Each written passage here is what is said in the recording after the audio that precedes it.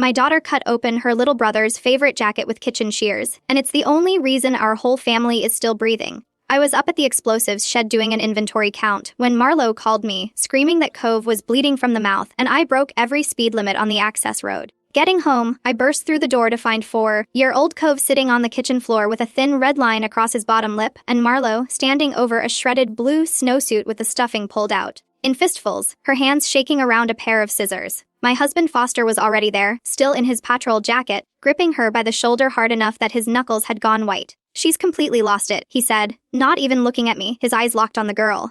I walked in and she's hacking his coat to pieces like a lunatic.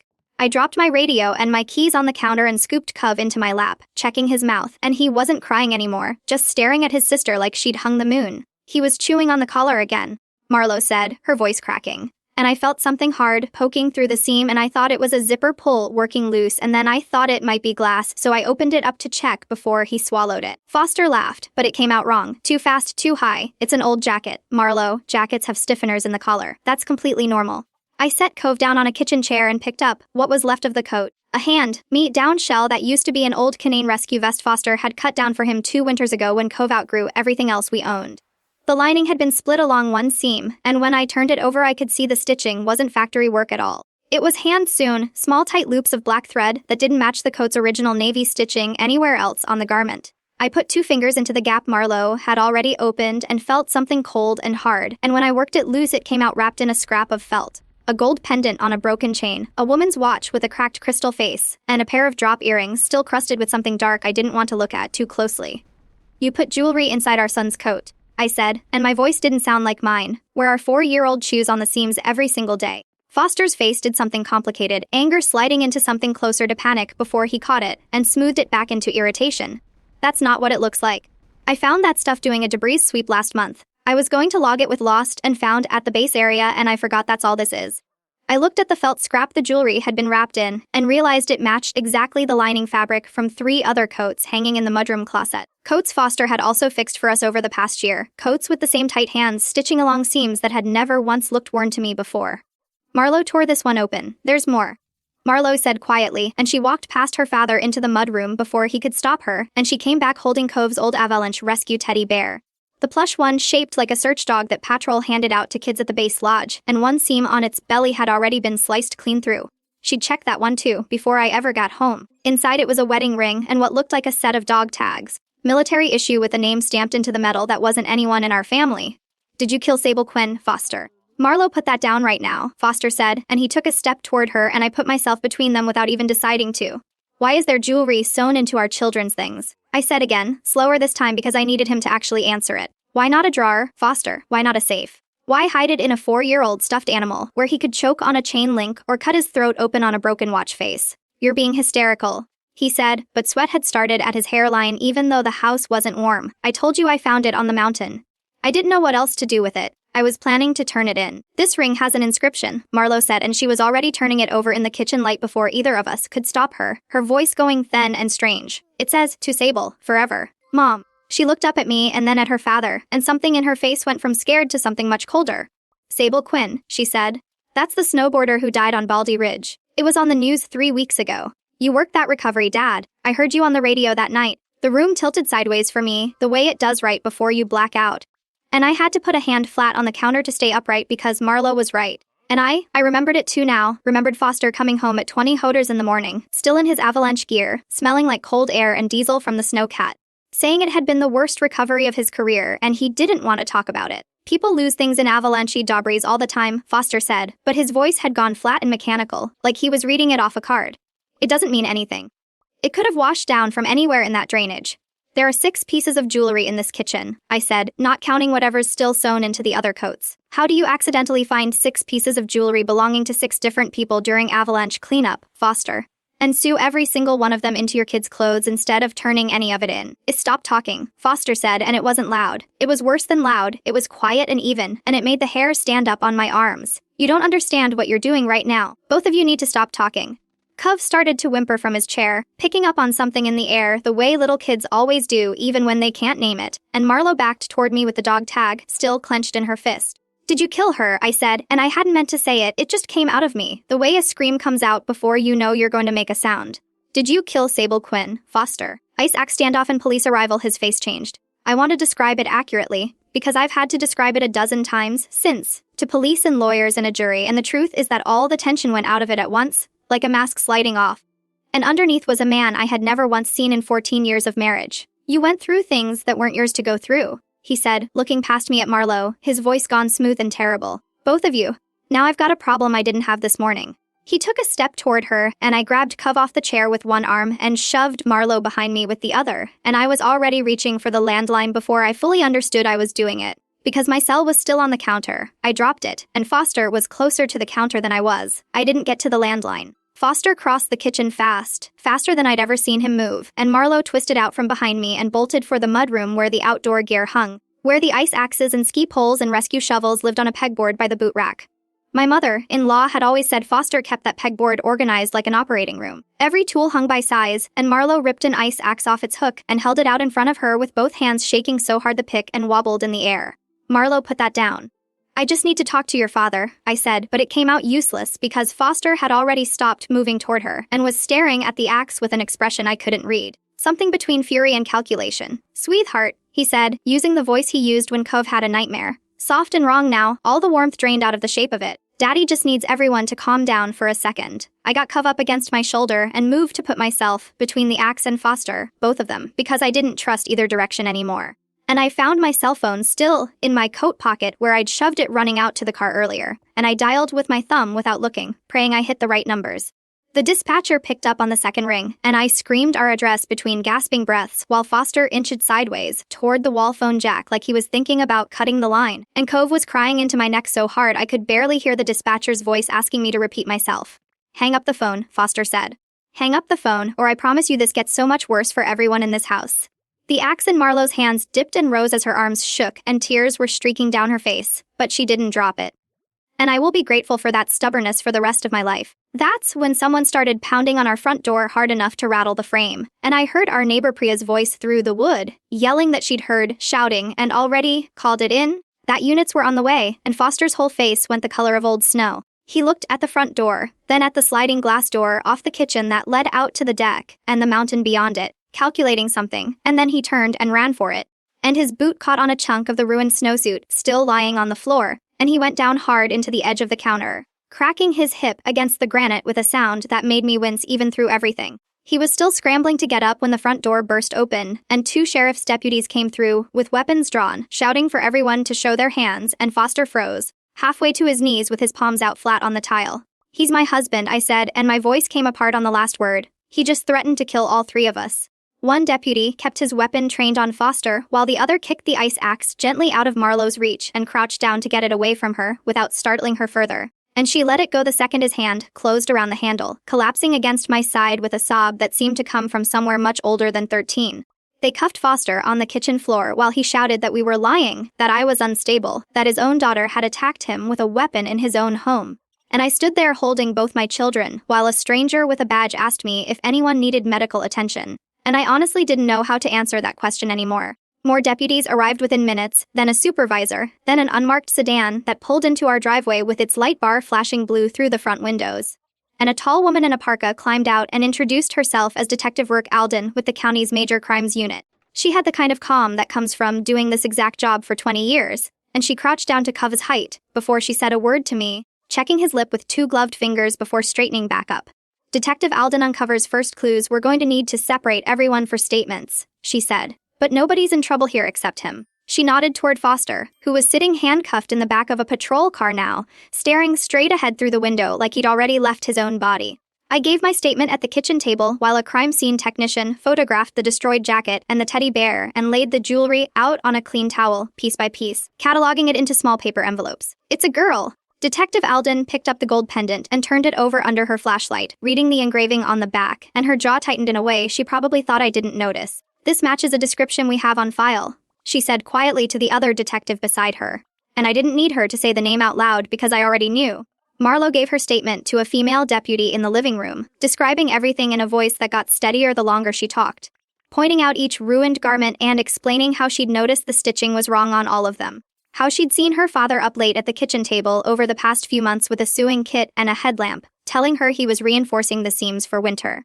She told them about finding an unfamiliar set of car keys in his patrol coat 2 weeks earlier that didn't belong to either of our vehicles, and how he'd snatched them out of her hand. So fast it left a mark on her wrist. Detective Alden asked me about Foster's schedule, and I found myself walking her through 18 months of late call-outs and overnight avalanche mitigation shifts that had started seeming normal to me, because that's simply what the job looked like in a bad snow year, storm cycles and wind loading enclosures that kept him out on the mountain at all hours with almost no oversight. Once he was past the last chairlift tower, she asked if he'd ever mentioned conflicts with backcountry skiers who ducked the rope lines into closed terrain, and I told her there'd been a few over the years. Skiers Foster complained about by name sometimes. Guys, he said, were going to that themselves or somebody else killed poaching terrain he deliberately closed for avalanche control work. Her face didn't change, but I saw her write something down and underline it twice.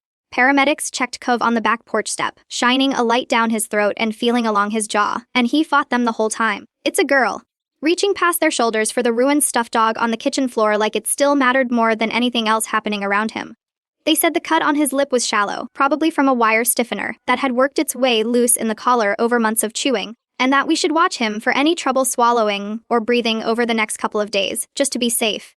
Detective Alden asked if we had somewhere to stay that night, since the house would need to be processed as a scene, and Priya, still in her bathrobe from across the street, said we could take her guest room for as long as we needed it, no question. I packed a bag upstairs with Marlo trailing behind me, grabbing her school backpack and a fistful of Cove's actual toys from his room, the ones that had never been anywhere near her father's sewing kit. While downstairs, I could hear officers pulling on gloves to start searching Foster's truck in the driveway. We were halfway out the door when one of the deputies came around from the garage holding up a plastic evidence bag, saying they'd found a locked toolbox bolted to the truck bed floor that didn't match anything on the vehicle's manufacturer specs. And Detective Alden went out to look at it herself with a flashlight before calling for a warrant to open it properly rather than force it in the driveway. We didn't wait around to see what was inside. Priya walked us across the street with her arm around my shoulders while yellow tape went up around our porch railing in the dark. It's a girl! And I remember looking back once and thinking the house didn't look like our house anymore. It looked like a photograph of a crime that had happened to somebody else's family. Hidden GPS and Marlowe's secret journal at Priya's kitchen table that night, none of us could eat anything she put in front of us. Cove finally fell asleep curled against Marlowe's side on the couch once, small fist twisted into the sleeve of her sweater like he was afraid she'd disappear if he let go. And she sat there rigid and awake for hours, staring at nothing, humming the same 3 notes of a lullaby over and over until her voice gave out. My phone buzzed constantly with calls from a number I didn't recognize, and when I finally answered near midnight, it was Foster's mother, Ilsa, her voice already pitched high and furious.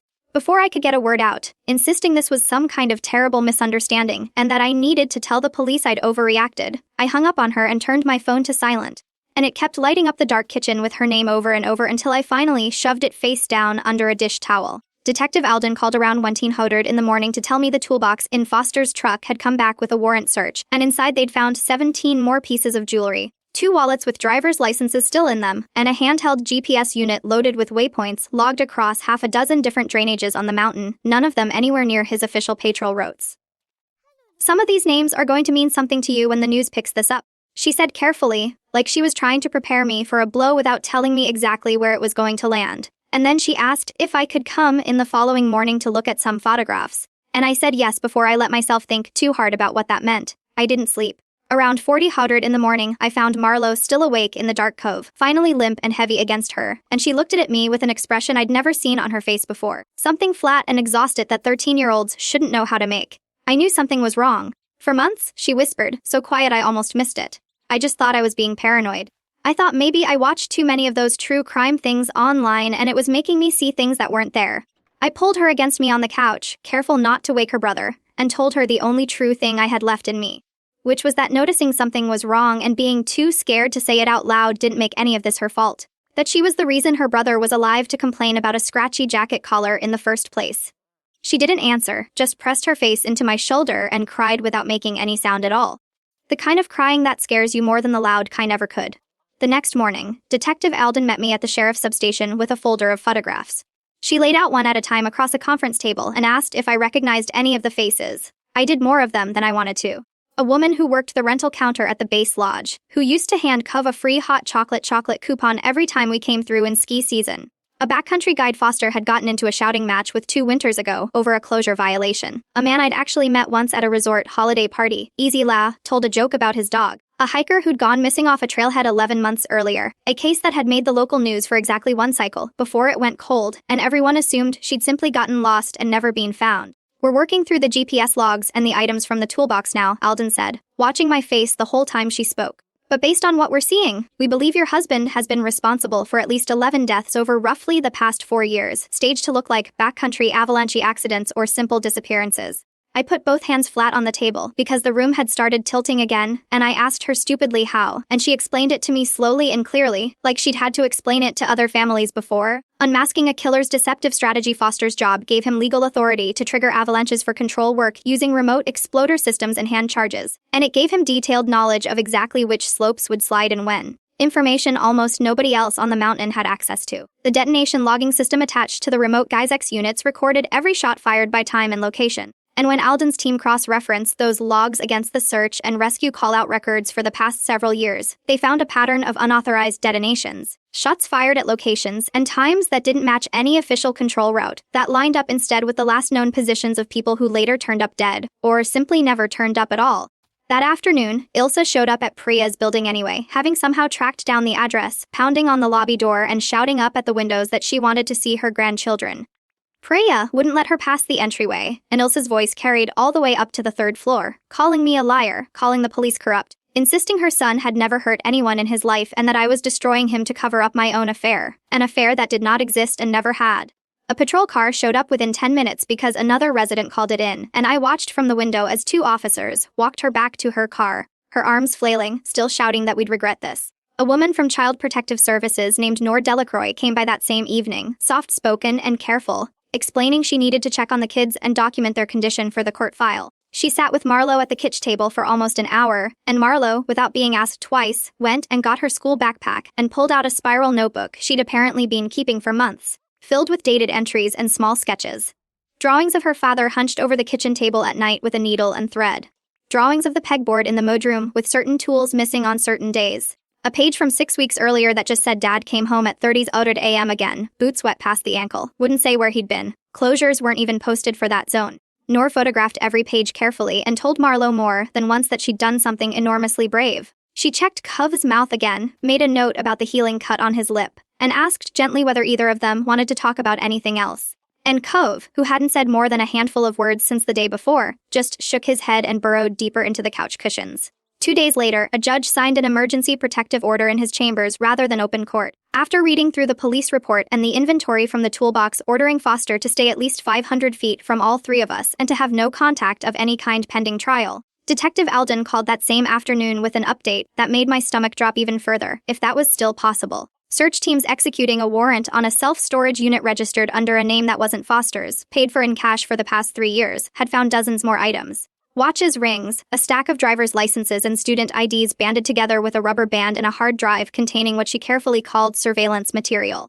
Photographs and short video clips of people going about ordinary days, taken from chairlift towers and trailhead parking lots, and in a few cases, from inside our own resort's employee break room, where he'd apparently mounted a small camera disguised as a smoke detector. Some of the people in those photographs were still alive. Detective Alden's voice tightened when she told me that part, explaining that officers were now working to identify and contact every person in the files as quickly as possible. It's a girl, because there was no way yet to know who Foster had simply been watching and who he'd been planning to add to the list. Coping with media and forced displacement, I hung up the phone and made it exactly to the bathroom before I threw up, and Marlo, who must have heard through the door, came in without a word and held my hair back and sat with me on the cold tile for a long time without either of us saying anything at all. The local news picked up the story within 3 days, running footage of our house with tape strung across the porch and Foster's booking photo filling half the screen. And though they didn't use our names, it didn't matter because everyone in a town our size knew exactly whose house that was. Reporters started showing up at Priya's building within the week. First, just one man with a camera loitering near the mailboxes. Then a small cluster of them camped across the street with folding chairs and a van. And Priya came home from the grocery store one afternoon to find 2 of them trying to talk their way past the building manager by offering him cash for our unit number. We packed what we had that same night, and Detective Alden arranged a room for us at a H2 Towns over under names that weren't ours, paid through a victim services fund so there'd be no card trail with our real information attached. Cove wouldn't sleep unless Marlo was pressed against him in the same bed, and even then he woke crying every couple of hours the first few nights, reaching for a stuffed animal that no longer existed. And Marlo found herself searching hotel gift shops and an all-night pharmacy for anything sealed shut with no zippers or pockets, anything he could hold on to that couldn't possibly have something hidden inside it. She finally found a small stitched husky at a gas station, 2 exits down, solid all the way through, and gave it to him with tears running down her own face, telling him this one was safe because nothing could ever be sewn inside it. He held onto that husky so tightly over the following weeks that the seams started to fray at the ears. A week after the arrest, the assigned prosecutor, a sharp, tired-looking woman named Dana Farrow, asked to meet with me in her downtown office to walk through what came next. She told me Foster was being charged with 11 counts of first-degree murder to start, with more counts likely once the identification work on the storage unit evidence was finished, plus attempted murder charges tied to the threats he'd made against me and the kids in our kitchen that night. She said if convicted on even half of what they currently had, he'd never see the outside of a prison again in his life. But she also warned me, gently but directly, that the trial itself would be ugly. Defense attorneys in cases like this typically went after the credibility of the people closest to the defendant, and that meant me, and it meant Marlo. She asked if my daughter was strong enough to testify about what she'd found and what her father had said to her that night, and I told her yes, even though my hands were shaking under the edge of her desk the entire time I said it.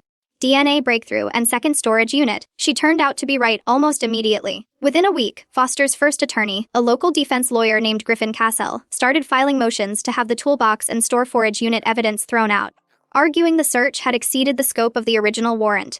And he sent copies of a separate filing to Dana's office, accusing me of planting the jewelry in the children's clothing myself, claiming I'd been planning a divorce for months and had coached Marlo to fabricate the entire story to guarantee I'd win full custody and control of the family's assets.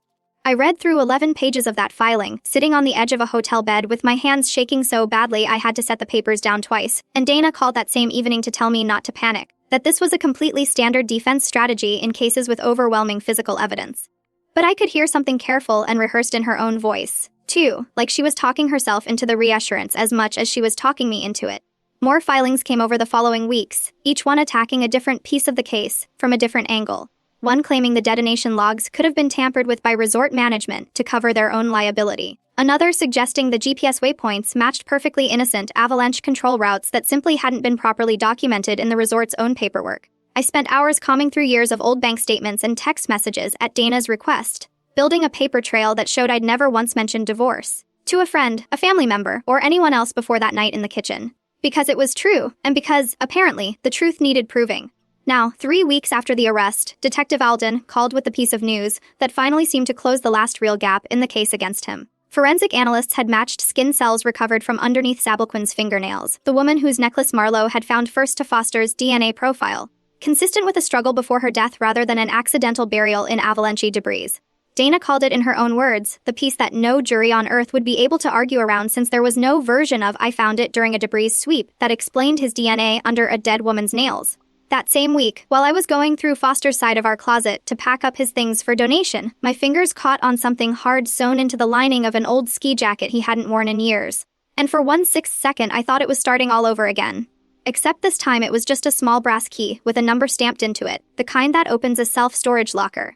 I drove it straight to the sheriff's substation myself rather than call it in over the phone, and Detective Alden ran the number and found it belonged to a second storage unit this 120 miles further out of town, also paid for in cash under a different false name. What they found inside that second unit when the warrant came through 2 hours later made even Alden's usually steady voice shake a little when she called to tell me more personal effects from at least 4 additional victims never previously connected to Foster at all, along with a filing cabinet, drawer of hand-labeled folders, sorted by date going back nearly 6 years, each folder containing photographs, printed maps with hand-drawn circles around specific drainages, and in several cases, newspaper clippings about the victim's disappearance that he'd apparently clipped and saved like trophies.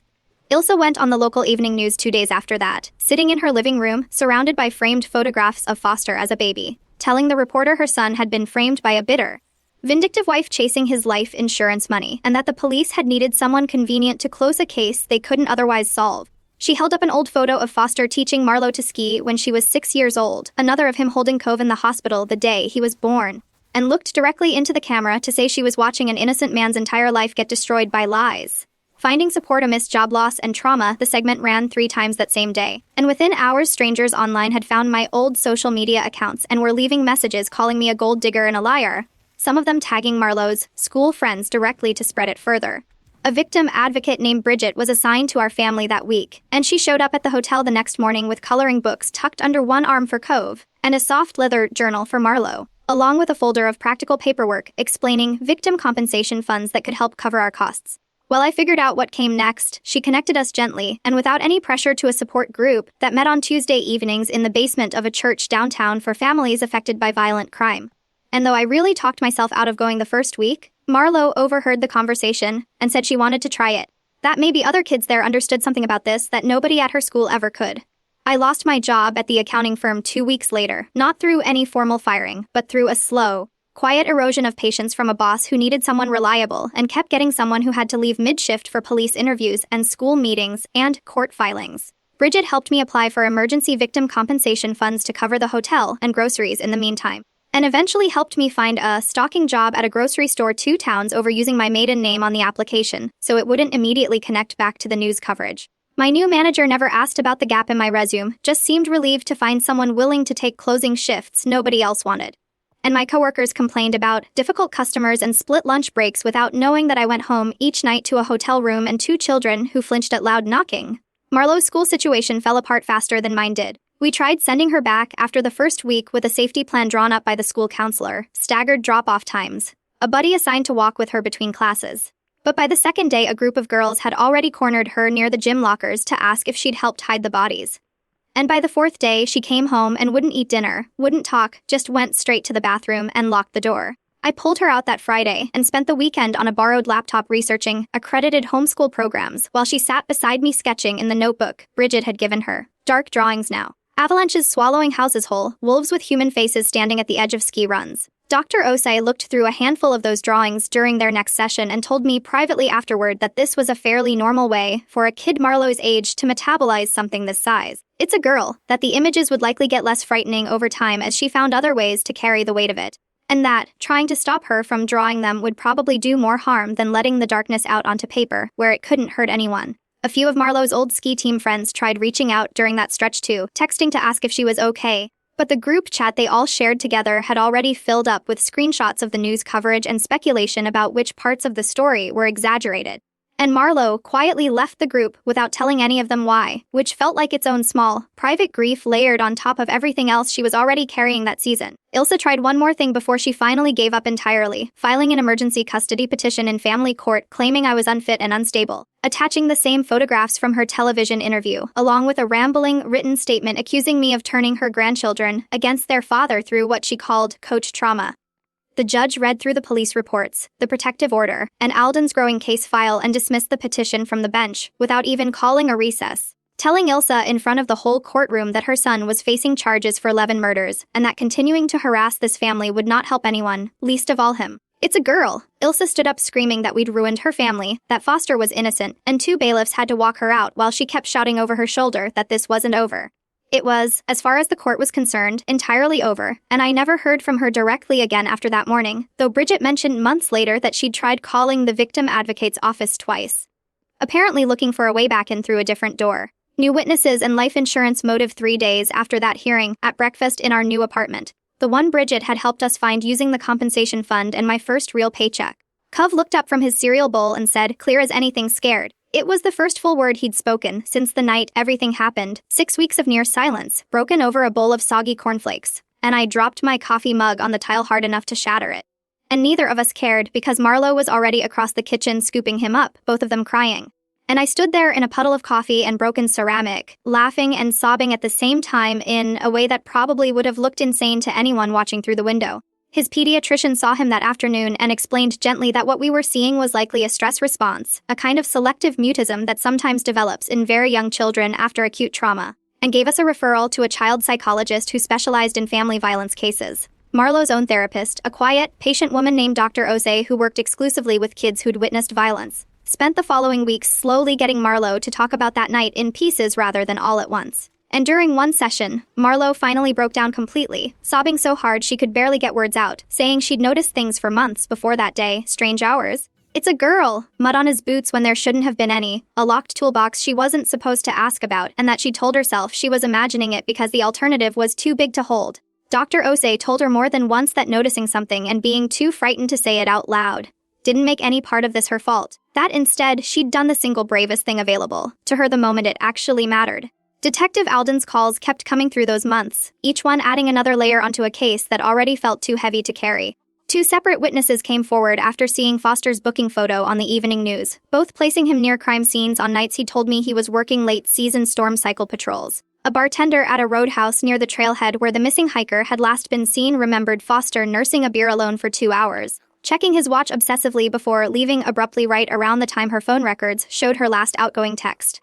A cross-country skier who used a headlamp loop most mornings before sunrise remembered seeing Foster's truck parked at a closed gate near Baldy Ridge the same week Sable Quinn disappeared, engine idling. No patrol markings visible, sitting there for the better part of an hour with the exact patience of a man waiting for someone specific to ski past. Both witnesses had partial dash cam and trail cam footage backing their timelines. And Dana said it effectively destroyed what little was left of Foster's story about innocent debris sweeps and coincidental discoveries, since none of it explained why an off-duty patrol director would be sitting alone in an idling truck at a closed gate at dawn. While sorting through paperwork for Foster's defense team who'd subpoenaed our financial records, I found a folder in the bottom drawer of his old filing cabinet that I'd somehow never noticed before, containing life insurance policies taken out on me and both kids roughly 18 months earlier, each one worth $400,000, with Foster listed as the sole beneficiary on all 3.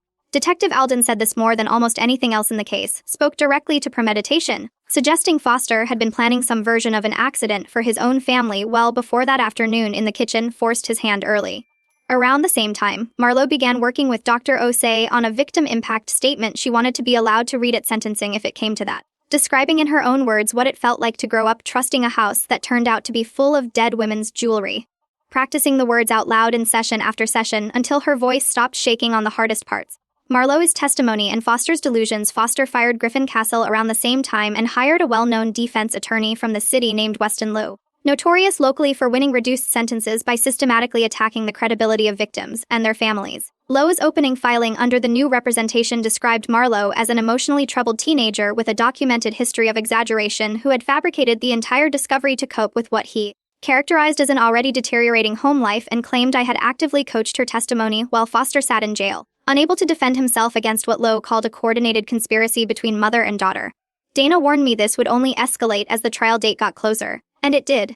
The Tuesday night support group became the one place none of us had to explain or defend anything, and Marlo found herself gravitating toward a 17-year-old named Juniper whose father had killed her mother 2 years earlier, the two of them texting constantly whenever panic hit either one of them late at night, trading breathing exercises and small useless jokes to get each other through it. The group's facilitator explained once, gently to the whole circle, that children of people who commit violence very often carry a private, unearned guilt for not seeing the signs sooner. And I watched something in Marlo's shoulders relax slightly the day she heard someone else describe that feeling out loud and realized it wasn't unique to her. For months after that afternoon in the kitchen, I found Cove in his room playing with a stuffed elephant. Marlo had bought him the first non-emergency toy he'd voluntarily touched in months, no longer flinching at every gift or new object the way he had for weeks, no longer demanding I cut open every seam myself before he'd hold anything. That same week, Detective Alden called to say forensic accountants going through Foster's finances had traced payments from the second storage unit's rental fees directly to an account under yet another false identity, and that they'd now formally connected him to a 15th victim, a young trail crew worker who had vanished from a national forest job 2 counties over the previous summer, well outside our resort's boundaries, entirely proving the pattern had spread further and further from home the longer it went unnoticed. Around that same stretch of weeks, West and Lowe showed up at our rental house door in person, holding a sealed envelope with my name written across it in Foster's unmistakable blocky handwriting, the same handwriting he used to leave grocery lists on the counter for me a lifetime ago. I took it with a hand that wouldn't quite stop shaking while Lowe stood on the porch watching, and inside were 3 tightly written pages where Foster claimed he forgave me for what he called my confusion, insisting that one day I'd understand. I'd let a scared, attention-seeking teenager destroy a family that loved her more than she could possibly know. He described our wedding day in loving, specific detail, described holding Cove for the first time in the hospital, wrote about Marlowe's first steps like a man reminiscing fondly rather than a man awaiting trial for 15 murders, and every gentle, careful sentence of it made my stomach turn harder than the last. I read it standing on my own porch with Lowe, still waiting for some kind of reaction, and when I finished I tore it into small pieces, without a word, and walked straight past him to the kitchen sink, running the pieces underwater until the ink bled into nothing before I threw the pulp in the trash. Lowe told me, almost bored, that destroying correspondence intended for a party to a criminal proceeding could be viewed unfavorably by the court, and I told him he could put that in a filing if it made him feel better about his afternoon, and shut the door. 2 weeks before the trial date, Weston Lowe filed for an emergency competency hearing, arguing that Foster had developed severe delusions during his time in custody and could no longer meaningfully assist in his own defense. A court-appointed psychiatrist spent 3 full days evaluating him, running memory tests, reasoning assessments, and detailed interviews about the charges against. And the final report concluded that Foster was entirely competent to stand trial, noting specifically that what Lowe had characterized as delusional thinking looked under clinical scrutiny more like a calculated attempt to appear mentally unwell for strategic purposes. Lowe pushed for a second independent evaluation, but the judge denied the request outright and locked the trial date in for 5 weeks out, with no further delays permitted. A ruling Dana called quietly the best news we'd gotten in a month. We used those 5 weeks to move again, this time into a small rental house Bridget helped us find across the county line, far enough from both the resort and our old neighborhood that nobody at Cove's new daycare or Marlo's new online classmates had any idea who we were. I painted Cove's new room a pale blue and let him pick out dinosaur decals for the walls himself, and Marlo arranged his new stuffed animals along a low shelf he could actually reach without help. And on our first night there, Cove fell asleep in his own bed without crying for the first time in longer than I could remember. It didn't feel like healing, exactly, more like the ground finally holding still under our feet long enough to notice how tired we were. Justice served, life without parole. Walking into the courthouse on the first day of trial made my legs go so weak I had to lean on Marlo's arm to get up the steps. Foster sat at the defense table in an ill-fitting suit that hung off a frame. He'd clearly lost weight from his hair longer than he'd ever worn it, and when our eyes met across the room, he stared at me with the exact same flat, cold expression from that afternoon in our kitchen. Like nothing about the intervening months had touched him at all. I made myself hold his gaze until he looked away. First, and it felt like a small, stupid, necessary victory. Jury selection took 3 full days, Dana asking every prospective juror whether they could remain fair while looking at crime scene photographs and hearing testimony from a 13-year-old girl. And Marlo sat beside me through every hour of it, her hand finding mine every time a new photograph appeared on the courtroom screen.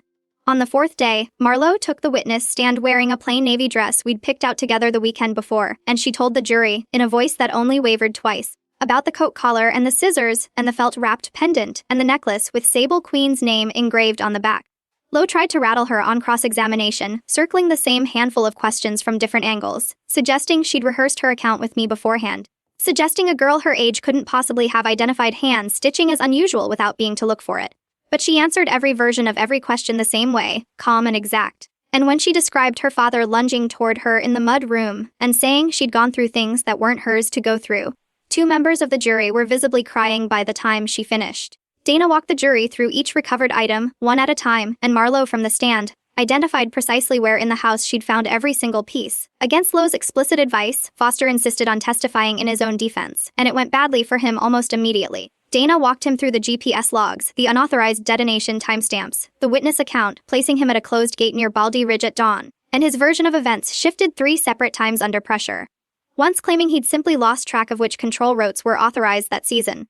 Once claiming the toolbox in his truck had belonged to a previous employee he'd forgotten to clean out, contradicting himself so completely that even Lowe stopped objecting toward the end, apparently recognizing there was nothing left worth protecting. When Dana finally asked him to explain the skin cells recovered from underneath Sablequin's fingernails, Foster went silent on the stand for 11 full seconds before saying he wanted to speak with his attorney, and the judge reminded him he was already testifying and couldn't simply stop answering questions he didn't like. The jury deliberated for 4 days. We spent most of that time in a small witness waiting room down the hall, eating vending machine sandwiches and doing Marlo's makeup coursework on a folding table while Bridget sat with Cove in the hallway teaching him a card game to pass the time. When the call finally came that a verdict was in, we walked back into a courtroom that felt smaller and louder than I remembered, and the judge read guilty on every single count. All 15 murder charges, the 3 attempted murder charges tied to that afternoon in our kitchen, and every lesser charge alongside them. Marlo's hand tightened around mine hard enough to leave a mark, and when I looked over at her face for the first time in nearly a year, I saw something that actually looked like relief settle into it. At sentencing 2 weeks later, the judge handed down life without the possibility of parole on each of the 15 counts, ordered to run consecutively so there would never be any legal mechanism for early release, calling Foster, in her own words, a man who had used his family's trust and his community's confidence as camouflage for a killer hiding in plain sight. She specifically credited Marlo's courage that afternoon in the kitchen with likely saving lives that would otherwise have been added to the count. And Foster tried to say something as the bailiff led him away in cuffs. But whatever it was got lost under the sound of the courtroom doors closing behind him. And I realized I didn't care what it had been. Healing, memorials, and moving forward a month after the trial ended, we drove out to a memorial service organized by several of the victims' families at a church downtown. uncertain the whole way there whether we'd even be welcome. We were more than welcome. Families who had spent years not knowing what happened to their daughters and sisters and mothers hugged Marlo, one after another, thanking her for the courage it took to cut open a coat seam instead of looking away, telling her that her instinct to check on a choking hazard had, in the end, given them the only real answers they were ever going to get. One mother held Marlo's face in both hands and told her she'd stopped a monster from ever taking anyone else's daughter. And Marlo, when the room quieted enough for her to speak, stood up and said only that she'd done what any older sister would have done to keep her little brother safe. And the whole room rose to their feet, clapping while she walked back to her seat, her face red but for the first time in a very long time actually smiling. The resort itself went through its own reckoning once the story broke wide open. Corporate sent a crisis team up from Denver within a week, and I heard secondhand from a former coworker that they quietly audited every detonation log going back a decade, terrified of what else might surface and what it might mean for their liability. 3 other patrollers were placed on leave during the internal review, not because anyone suspected them of anything, but because Foster had trained 2 of them personally and signed off on the third's avalanche certification. And the resort's lawyers wanted every possible connection documented before the lawsuit started arriving, which they did, one after another from nearly every family Alden's team had identified. The mountain closed the entire Baldy Ridge zone permanently that season, citing terrain reassessment, though everyone in town understood exactly what that meant. Ski patrol director I'd known for years, a woman named Petra who used to bring us extra hot chocolate packets from the break room when Cove was smaller, called me once, unprompted, just to say she was sorry that she'd worked 12-hour shifts alongside Foster for 6 seasons and never once suspected a thing, and that not knowing was its own kind of haunting. She didn't think she'd shake for a long time. I didn't have much comfort to offer her. I barely had enough for myself most days. Cove's ER visit the morning after the arrest turned out to be its own small ordeal. A young doctor with careful hands examined his mouth and throat under a bright light while he squirmed and cried and tried to twist away. "It's a girl!" And she ordered x-rays, just to be certain nothing metal had made its way further down than the collar seam, since Marlo admitted he'd been chewing on that jacket for weeks. And there was no way to know for certain what else he might have swallowed along the way. The X-ray technician let Marlo suit up in a heavy lead vest and stand just inside the doorway so Cove would hold still, and she made faces at him through the little viewing window. "It's a girl," crossing her eyes and sticking out her tongue until he almost laughed despite everything, right up until the machine clicked and whirred and he flinched hard against the table. The films came back clean, nothing lodged anywhere it shouldn't be, but the doctor still told us to watch him closely over the following days for any stomach pain or trouble swallowing, just in case something smaller had slipped past unnoticed. And for a week afterward, I found myself watching every bite Cove took at the dinner table with an intensity that probably wasn't good for either of us. 6 months after that afternoon in our kitchen, our new life finally started feeling like something close to normal. Cove laughs at cartoons again and plays at daycare without flinching every time an adult raises their voice nearby. Marlo started an online support group of her own for teenagers whose parents did unthinkable things, spending hours most weeks talking to other kids who understood exactly what it costs to notice something is wrong and finally say so out loud. I sleep through most nights now without getting up to check the locks 3 or 4 times, knowing Foster will die in a cell somewhere he can never reach either of my children again.